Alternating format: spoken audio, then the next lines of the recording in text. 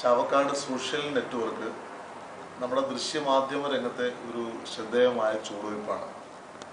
ആധുനിക ശാസ്ത്ര സംവിധാനങ്ങൾ ശക്തിപ്പെടുന്നതോടുകൂടി വാർത്താവിനിമയ രംഗത്ത് വിസ്മയകരമായ മാറ്റമാണ് വന്നിട്ടുള്ളത്. ഈ വിസ്മയകരമായ മാറ്റം പ്രാദേശിക വാർത്താ വിന്യാസത്തിലും അഭൂതപൂർവമായ സാധ്യതകളാണ് നൽകുന്നത്.